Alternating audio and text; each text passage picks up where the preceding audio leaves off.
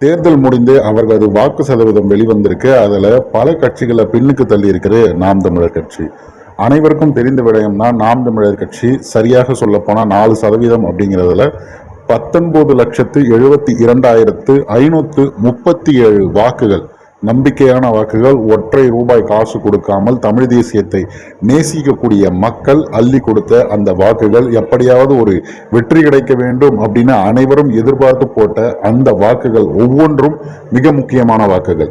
இத்தனை பேர் வாக்கு செலுத்தி இருக்காங்க அப்படிங்கிறத கடந்து நாம் தமிழர் கட்சி வெற்றி பெறலைங்கிறத பலரும் பேசுறாங்க. வெற்றி பெற்றிருக்குங்கிறத எந்த வகையில நமக்கு அவங்க தெரியப்படுத்தியிருக்காங்க அப்படின்னா, இங்கு பிரதான கட்சியாக தெரிவது திமுக, அதிமுக.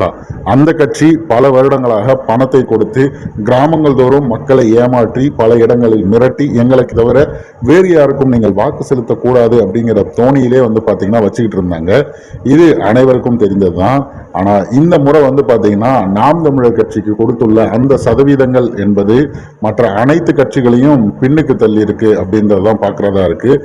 ரொம்ப குறிப்பா ஒரு விஷயம் சொல்லணும். இதுல பாத்தீங்கன்னா நாம் தமிழர் கட்சி 4% தான் பெற்றிருக்கு அப்படின்னாலும் 4% தாண்டி பெற்றிருக்கக்கூடிய கட்சிகள் திமுக, அதிமுக, தாவேகா, இவ்வளவுதான். அப்ப இதை தாண்டி இருக்கக்கூடிய கட்சிகள் எவ்வளவு கட்சிகள் இருக்குங்கிறது உங்களுக்கு தெரியும். அதுல பிஜேபி அடக்கம் Bahujan Samaj party, communist party, கம்யூனிஸ்ட்ல சிபிஐ ஒன்று, சிபிஐஎம் ஒன்று, அப்புறம் சிபிஐஎம்எல் ஒன்று, தேமுதிக, அது மட்டும் இல்லாம இந்திய தேசிய காங்கிரஸ், IUML, அப்புறம் பாத்தீங்கன்னா எல்லாரும் சொல்லக்கூடிய விடயம் நோட்டாவுக்கும் கீழே இருக்கிற கட்சி நோட்டா 0.41 தான். அதுல எப்படி சொல்றது, ரொம்ப ரொம்ப குறைவு.